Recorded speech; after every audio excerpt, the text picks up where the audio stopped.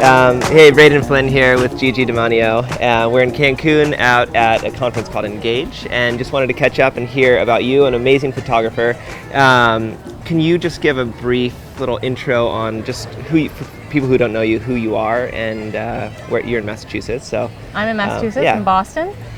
So my name is Gigi de Manio, and my company is Genevieve de Manio Photography. And I'm a wedding photographer. I do shoot a lot of commercial too, but predominantly weddings. Yeah. And then how did you get into it? Because you've been doing it for a couple of years. Yeah. Well, the truth is I was a psychology major in college, and it was my senior year, and they said, okay, you're not graduating until you fulfill an art requirement. And I'm like, oh my God, I don't know what to do. I can't draw, I can't paint. Photography looks pretty appealing, so I tried that, and I just had this epiphany of like, wow, this is amazing, and I want to do this. So after college, a friend told me about the Portfolio Center in Atlanta, and I went there to study photography, and it was all advertising based, and the goal was to get your portfolio together, go off and get a job. So I went to New York and worked with many fashion photographers. And then after a couple years of that, I went to Boston and just kept shooting with other photographers, product shooters, portrait shooters, fashion photographers. And then very begrudgingly shot a wedding with a friend after a friend had asked me over and over and over. And I said, no, I was too good for that. Commercial photographers had quite a snotty, opinion of weddings, so I'm not doing a wedding. And I finally gave in and did it, and thank goodness, because it changed my life, and I completely love it. Weddings are an incredible opportunity to photograph somebody's history and their story, and it's valuable and incredibly rewarding. So I truly found my passion and was so excited to discover that. And then, so you've shot for a number of amazing people. The Clintons being one, How did you get into, and do you shoot a lot of celebrity type? I don't shoot a lot of celebrities. I mean, that was my biggie. I'm not sure I can top that. But, by purely, it's really based on relationships. And, Brian Raffinelli came to me. We had a long-term existing relationship where we'd done a lot of weddings together.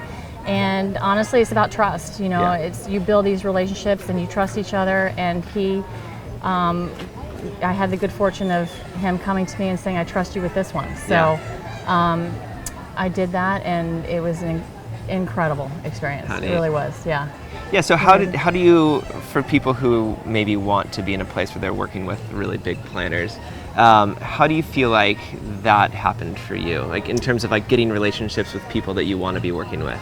A lot of it is like coming to a place like Engage. And you spend time with these people, you form relationships, and it starts there.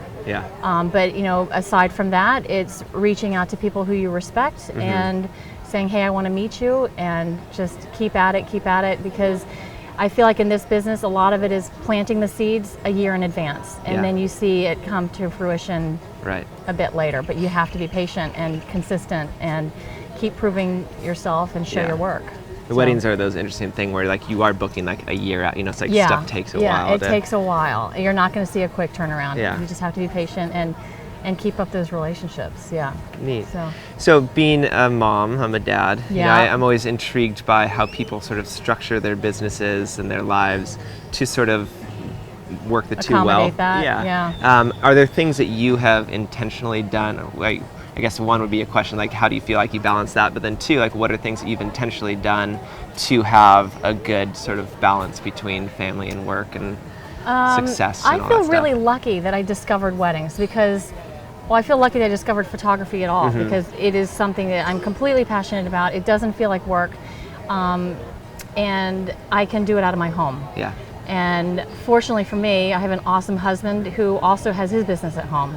So, I'm not the typical case where, one partner is out of the home working at a job where they have to be there all the time. We're incredibly lucky that we're both home, and thank goodness, because we can totally balance it that way. I don't know. It's one day at a time. I don't really have the magic bullet for that question. It's tough, But I think I had a certain goal as to how many weddings I could fit into my life and make it work. Right. And as my business progressed, I started charging more and more and more, and to that was limit the numbers. Sort of limit the number. The idea was charge more, shoot less. Yeah. And that worked. And then there are times when you're like, okay, whoops, I'm charging a little too much. I Yeah. need to go back. Yeah. And you just, it's a dance, in terms of the economy, where that is, and where we are personally. So. Yeah, I think for people it can feel like if you were to make a decision to, let's say, raise your prices, it feels like this is like set in stone and it's going to be fatal if I mess up and make the wrong choice. No, but and it's not. It's good to hear that you can try it and Yeah. it's almost like doing a test with your own business and being like, okay, this is working or it's not, and then okay, let's regress and just change back. And that's true for even if you raise your prices and it's working, but then you have some availability that you haven't filled. A space that you haven't filled, and somebody comes to you and says, I'd really want you for this wedding, but your prices are too much.